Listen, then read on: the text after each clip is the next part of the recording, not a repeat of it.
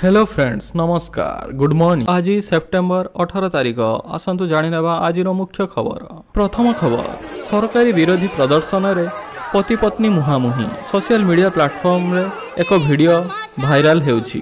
Video को Spain रो बोली कहा जाउछि कारण पुलिस ड्रेस रे पुलिसिया लेखा होइछि जहाँ स्पेन पुलिस रो वर्दी अटे। सरकार को विरोध रे एक प्रदर्शन समय रे एक युवती केमिति नारा लगाउछि एवं पुलिस कर्मी प्रतिक्रिया मध्य देखंतु।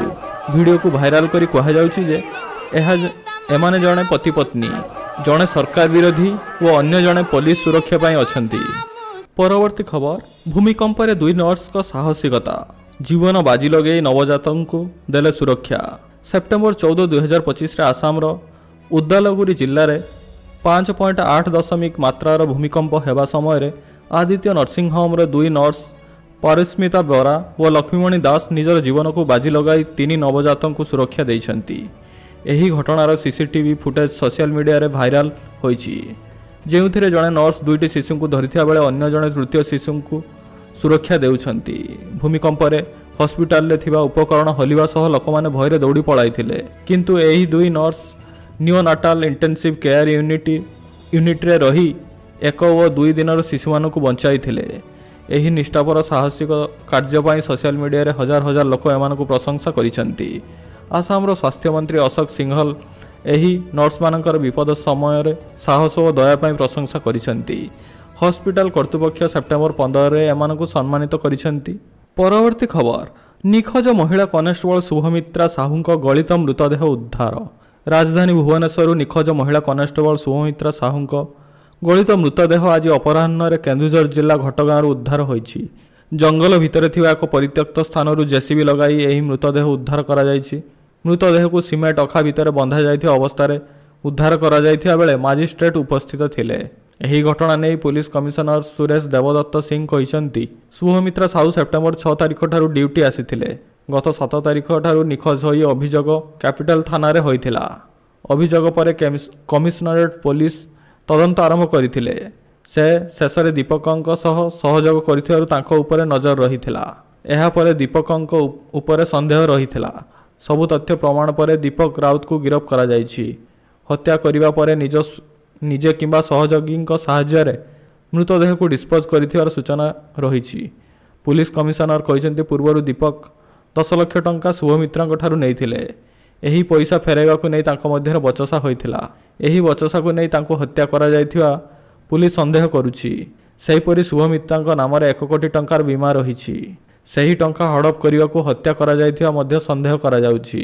तदंत जारी रहिछि। तदंत सरिबा परे सविशेष तथ्य दिया जिवो। परवर्ती खबर, विष्णुपुररु कपिलेन्द्र देवंक शिलालिपि संधान। निमापड़ा स्थित विष्णुपुर ग्रामरु गजपति कपिलेन्द्र देवंक शिलालिपिर संधान मिलिछि। उक्त ग्रामर सोमनाथ मंदिर निकटस्थ संग्रहालय अभिलेख संबलित गजपति कपिलेन्द्र देवंक प्रतिमूर्ति संधान करा जायछि। 22 जन चरित्र को नहीं रही शिलामूर्ति रे एक धाड़िया शिलालेख चिह्नट पर एहार पाठोद्धार करा जायछि। ओडिसी संगीत व संस्कृति गवेषक प्रतीक पट्टनायक एही मूर्ति समूह मध्य शिलालेख चिह्नट करथिले। एहा पाठोद्धार उद्देश्य से पारलाखेमुंडी लिपि तत्व गवेषक विष्णुमोहन अधिकारी सहयोग लोड़ीथिले। सूचना मुताबक उक्त शिलालेख धाड़िकिया वाक्यटी हेउछि एठारे ठाकुर अवकाश विजय करी अछंती। श्री अधिकारी कहिबा मुताबक एठारे ठाकुर अर्थ स्वयं गजपति कपिलेन्द्र देवंक उद्देश्य लेखा जायछि। गजपति भ्रमणकालीन विश्राम नेबा स्थिति रे बसिछंती। गजपति निकट में किसी मूर्ति सेवा देवा मुद्रारे डंबरू आसन में बसिथिबा चित्ररू स्पष्ट हेउछि। गजपति निकट में थिबा व्यक्ति विशेष माने सेवा देउथिबा पार्षद बोली से कहिसंती। परवर्ती खबर, ऑपरेशन सिंदूर को नहीं जैश कमांडर स्वीकारोक्ति। मूलपछ होइछि मसूद रो परिवार। भारतीय वायुसेना द्वारा पाकिस्तान बहावलपुर स्थित जैश मोहम्मद रो मुख्य कार्यालय उपरे मे 7, 2025 रे आक्रमण करा जायथिला। एथिरे मुख्य मौलाना मसूद अजहर परिवार 10 जन सदस्य निहत होइछंती। एक भाइराल वीडियो रे जैशर वरिष्ठ कमांडर मसूद इलियास काश्मीरी यह स्वीकार करिछि। एही वीडियो एवं सोशल मीडिया व्यापक भाव प्रचारित हेउछि। काश्मीरी एक जनसमागम रे कहिछि अजहर परिवार 10 जन सदस्य मानकर शरीर खंड खंड हो जाइथिला। ଏହା ହେଉଛି ଜୈଶ ଜଣେ କମାଣ୍ଡର ଦ୍ୱାରା ପ୍ରଥମ ସରକାରୀ ସ୍ୱୀକାରୋକ୍ତି, ଯାହା ଭାରତର ଏହି ଆକ୍ରମଣର ସଫଳତାକୁ ସୂଚାଉଛି। ପରବର୍ତ୍ତୀ ଖବର, ଚୋରା ପଥରରେ ରାସ୍ତା କାମ। କେନ୍ଦୁଝର ଜିଲ୍ଲାରେ ପ୍ରତିବର୍ଷ ରାସ୍ତାଘାଟ ସହିତ ବିଭିନ୍ନ ପ୍ରକଳ୍ପରେ କଠାବାଡ଼ି ସେତୁ ନିର୍ମାଣ ହେଉଛି। ଏହି କାମ ପାଇଁ ଆବଶ୍ୟକ ପଡ଼ୁଥିବା ବାଲିଗଡ଼ି କିନ୍ତୁ ଉପଲବ୍ଧ ହେଉନାହିଁ। ସରକାରୀ ବ୍ୟବସ୍ଥାରେ ଠିକା ସଂସ୍ଥା ବାଲି ପଥର ଆଣିବା ପାଇଁ ଟେଣ୍ଡର ଯେଉଁ ବ୍ୟବସ୍ଥା ରହୁଛି ସେଠାରେ ବାଲି ନାହିଁ କି ପଥର ନାହିଁ, ଅର୍ଥାତ୍ ବର୍ଷ ବର୍ଷ ଧରି ରାସ୍ତା କିମ୍ବା ଗୃହ ନିର୍ମାଣରେ ବ୍ୟବହୃତ ହେଉଥିବା ଗୋଡ଼ି ବା ବାଲି ବେଆଇନ ଭାବେ ସଂଗୃହୀତ। ଏ ସଂକ୍ରାନ୍ତରେ କେବଳ ପ୍ରଶାସନ ନୁହେଁ, ସରକାର ଜାଣିଥିଲେ ବି ଟେଣ୍ଡର ସଂଶୋଧନ କରାଯାଉ ନାହିଁ। ପୂର୍ତ୍ତ କିମ୍ବା ଗ୍ରାମ୍ୟ ଉନ୍ନୟନ ବିଭାଗ ରାସ୍ତା କାମ ପାଇଁ ଆହ୍ୱାନ କରୁଥିବା ଟେଣ୍ଡରରେ ଗୋପାଳପୁରଠାରୁ ଚିପ୍ ସଂଗ୍ରହ କରିବାକୁ ବ୍ୟବସ୍ଥା କରୁଛି। ବାସ୍ତବତା ହେଲା ଗୋପାଳପୁରରେ ନା ପଥର ଖାଦାନ ଅଛି ନା କ୍ରସର ଅଛି, କିନ୍ତୁ ଗୋପାଳପୁର ଚିପ୍ ସଂଗ୍ରହ ପାଇଁ ଏଷ୍ଟିମେଟ୍ ଉଲ୍ଲେଖ ରହୁଛି। ପରବର୍ତ୍ତୀ ଖବର, ଡିଜେ ଗାଡ଼ି ଉପରେ ଲାଗିଲା ଅଙ୍କୁଶ। ମୋଟର ଯାନର ବେଆଇନ ଢାଞ୍ଚା ପରିବର୍ତ୍ତନ ଉପରେ ହେବ କାର୍ଯ୍ୟାନୁଷ୍ଠାନ। ବାଣିଜ୍ୟ ପରିବହନ ମନ୍ତ୍ରୀଙ୍କ ନିର୍ଦ୍ଦେଶରେ ଜାରି ହେଲା ସର୍କୁଲାର। ଗାଡ଼ିରେ ମନ ଇଚ୍ଛା ଉଚ୍ଚତା ଦୈର୍ଘ୍ୟ ପ୍ରସ୍ଥ ବୃଦ୍ଧି ହୋଇପାରିବ ନାହିଁ। ମୋଟର ଯାନ ଆଇନ ଅନୁଯାୟୀ ଆର୍ସି ଫିଟନେସ୍ ବାତିଲ ହେବ। ଏଥିସହ ଜରିମାନା ବି ଲାଗିବ।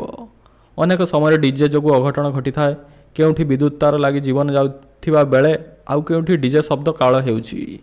ତେଣୁ ଏସବୁ ଘଟଣାକୁ ଏଡ଼ାଇବାକୁ ଏବେ ସରକାର ପଦକ୍ଷେପ ଗ୍ରହଣ କରିଛନ୍ତି। ପରବର୍ତ୍ତୀ ଖବର, ପ୍ରଥମେ ଚୋରି କରି ନିଆଁ ଲଗାଇଲେ, ପରେ କବାଟରେ ଲେଖିଦେଇଗଲେ ହତ୍ୟା ଧମକ। ଏପରି ଘଟଣା ଯାହା କୌଣସି ଫିଲ୍ମର ସ୍କ୍ରିପ୍ଟ ଠାରୁ ମଧ୍ୟ କମ୍ ନୁହେଁ। ଚୋରି ପରେ କବାଟରେ ଲେଖିଦେଇଗଲେ କିଛି ଏମିତି ତଥ୍ୟ ଯାହାକୁ ଦେଖି ଛାନିଆ ହୋଇଯାଇଥିଲେ ସ୍ଥାନୀୟ ଲୋକେ ତଥା ଶିକ୍ଷାନୁଷ୍ଠାନର କର୍ତ୍ତୃପକ୍ଷ। ଏପରି ଘଟଣା ଘଟିଛି ଛତ୍ରପୁର ଥାନା ଅଧୀନ ପୁରୁଣା ପୋଲିସ ଲାଇନରେ ଥିବା ଏକ ଘରୋଇ କମ୍ପ୍ୟୁଟର ଶିକ୍ଷାନୁଷ୍ଠାନରେ। ଗତକାଲି ବିଳମ୍ବିତ ରାତ୍ରିରେ ସେହି ଶିକ୍ଷାନୁଷ୍ଠାନରେ ପଶି ହାର୍ଡୱେୟାର ଡିସ୍କ ଭଳି କିଛି ଜିନିଷ ଚୋରି କରିଥିଲେ ଦୁର୍ବୃତ୍ତ। ପରେ କମ୍ପ୍ୟୁଟର ଏସି ସମେତ ବହୁ ଆସବାବପତ୍ର ନିଆଁ ଲଗାଇ ନଷ୍ଟ କରିଦେଇଥିଲେ। ପରେ କବାଟରେ ଲେଖିଥିଲେ ହତ୍ୟା କରିବାର ଧମକ। ଦୁର୍ବୃତ୍ତ ଜଣକ କବାଟରେ ଲେଖିଥିଲେ, ମୁଁ କେବଳ ତୋ ପାଇଁ ଆସିଛି, ଏତେ ସହଜରେ ମୁଁ ତୋତେ ମାରିବି ନାହିଁ, ତୋତେ ଟର୍ଚର କରି ମାରିବି। ଆଜି ସକାଳୁ ସ୍ଥାନୀୟ ଲୋକେ ନିଆଁ ଲାଗିଥିବା ଦେଖି ଦମକଳ ବାହିନୀକୁ ଜଣାଇଥିଲେ। ଘଟଣାସ୍ଥଳରେ ଦମକଳ ବାହିନୀ ପହଞ୍ଚି ନିଆଁକୁ ଆୟତ୍ତ କରିଛି। ଅନ୍ୟପଟେ ଛତ୍ରପୁର ଥାନା ପୋଲିସ ପହଞ୍ଚି ତଦନ୍ତ କରିଛି। ତେବେ କିଏ ଏପରି କାଣ୍ଡ ଘଟାଇଛି ଏବଂ କାହିଁକି ଏପରି କରିଛି ତାହା ବର୍ତ୍ତମାନ ସୁଦ୍ଧା ଅସ୍ପଷ୍ଟ ରହିଛି। ପରବର୍ତ୍ତୀ ଖବର, ବାର୍ଥଡେ ଉପହାର ବିକି 50 କୋଟି ସଂଗ୍ରହ କରିଛନ୍ତି ମୋଦି। କେନ୍ଦ୍ର ସଂସ୍କୃତି ମନ୍ତ୍ରାଳୟ ଆଜି ଅମୃତ ମହୋତ୍ସବର ଅଂଶ ସ୍ୱରୂପ ପ୍ରଧାନମନ୍ତ୍ରୀ ନରେନ୍ଦ୍ର ମୋଦିଙ୍କୁ ମିଳିଥିବା ଉପହାରରେ ସପ୍ତମ ଇ ନିଲାମ ଘୋଷଣା କରିଛି। ଏଥର ନିଲାମ 17 ସେପ୍ଟେମ୍ବର 2025ରୁ 2 ଅକ୍ଟୋବର 2025 ପର୍ଯ୍ୟନ୍ତ ଚାଲିବ। ସୂଚନା ଅନୁଯାୟୀ 1300ରୁ ଅଧିକ ଉପହାର ଅନଲାଇନ୍ ବିଡିଂ ପାଇଁ ରଖାଯାଇଛି। ଏହି ନିଲାମ ନୂଆଦିଲ୍ଲୀର national gallery of modern art ଦ୍ୱାରା ଆୟୋଜିତ ହେଉଛି। କେନ୍ଦ୍ର ସଂସ୍କୃତି ଏବଂ ପର୍ଯ୍ୟଟନ ମନ୍ତ୍ରୀ ଗଜେନ୍ଦ୍ର ସିଂ ଶେଖାୱତ ଏହି କାର୍ଯ୍ୟକ୍ରମର ଆନୁଷ୍ଠାନିକ ଘୋଷଣା କରି କହିଛନ୍ତି ଯେ 1300ରୁ ଅଧିକ ଉପହାର ବିଡିଂ ପାଇଁ ଉପଲବ୍ଧ ହେବ। ପ୍ରତିବର୍ଷ ଏହି ନିଲାମ ପ୍ରଧାନମନ୍ତ୍ରୀଙ୍କ ଦ୍ୱାରା ପ୍ରାପ୍ତ ଉପହାରକୁ ସାଧାରଣ ଜନତାକୁ ବଣ୍ଟନ କରିବା ଓ ଗଙ୍ଗା ସଫେଇ ଏବଂ ଜନକଲ୍ୟାଣ ଯୋଜନାରେ ବ୍ୟବହାର କରିବା ଲକ୍ଷ୍ୟ ରଖାଯାଇଛି। ଏପର୍ଯ୍ୟନ୍ତ 50 କୋଟିରୁ ଅଧିକ ଟଙ୍କା ସଂଗ୍ରହ ହୋଇଛି। ଏ ସମସ୍ତ ଉପହାର ନୂଆଦିଲ୍ଲୀ ନ୍ୟାସନାଲ ଗ୍ୟାଲେରୀ ଅଫ୍ ମଡର୍ଣ୍ଣ ଆର୍ଟରେ ପ୍ରଦର୍ଶିତ ହୋଇଛି, ଯେଉଁଠାରେ ଲୋକମାନେ ସେଗୁଡ଼ିକୁ ଦେଖିପାରିବେ ଏବଂ ତାପରେ ଅନଲାଇନ୍ ବିଡିଂରେ ଅଂଶଗ୍ରହଣ କରିପାରିବେ। ପରବର୍ତ୍ତୀ ଖବର, 5 ବର୍ଷର ଚାକିରିରେ କୋଟିପତି, ଘରେ ବାହାରେ କୋଟି କୋଟି ଟଙ୍କା ଓ ସୁନା। ସିଭିଲ ସର୍ଭିସରୁ କୋଟି କୋଟି ଟଙ୍କାର ମାଲିକାଣୀ, ତାହା ପୁଣି 5 ବର୍ଷରେ।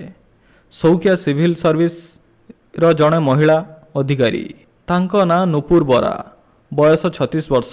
ହେଲେ ଏବେ ସେ ସବୁଠି ଚର୍ଚ୍ଚାର କେନ୍ଦ୍ରବିନ୍ଦୁ ପାଲଟିଛନ୍ତି। ହେଲେ ତାଙ୍କ କାମ ପାଇଁ ନୁହେଁ, ବରଂ ସର୍ବଗିଳା କଳାଧନ ଲୁଟ୍ ପାଇଁ।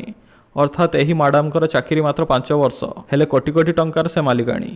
ଘରୁ ତାଙ୍କର 92 ଲକ୍ଷ ନଗଦ, 2 କୋଟିର ସୁନା ଅଳଙ୍କାର ମିଳିଛି। ତେବେ ଆସନ୍ତୁ ଜାଣିବା ଏତେ କମ୍ ଦିନରେ କିପରି ଏତେ କୋଟିର ମାଲିକାଣୀ ହେଲେ।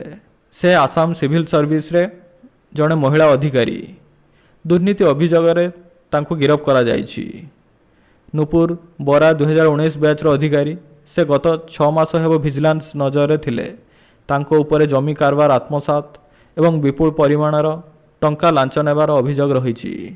ଏହି ଆଧାରରେ ଭିଜିଲାନ୍ସ ତାଙ୍କ ଘରେ ଚଢ଼ାଉ କରିଥିଲା, ଯେଉଁଥିରେ ପୋଲିସ ବିପୁଳ ପରିମାଣର ନଗଦ ଟଙ୍କା ସହ ସୁନା ଅଳଙ୍କାର ମଧ୍ୟ ଜବତ କରିଛି। ଆସାମ ମୁଖ୍ୟମନ୍ତ୍ରୀ ହେମନ୍ତ ବିଶ୍ବ ଶର୍ମା ଏହି ମାମଲାରେ କଠୋର ଆଭିମୁଖ୍ୟ ଗ୍ରହଣ କରି କହିଛନ୍ତି ଯେ ନୂପୁର ବରା ବାରପେଟାରେ ସର୍କଲ ଅଫିସର ଭାବରେ କାର୍ଯ୍ୟ କରୁଥିବା ସମୟରେ ହିନ୍ଦୁମାନଙ୍କ ଜମି ସନ୍ଦେହଜନକ ଭାବେ ଅନ୍ୟ ବ୍ୟକ୍ତିଙ୍କୁ ହସ୍ତାନ୍ତର କରିଥିଲେ।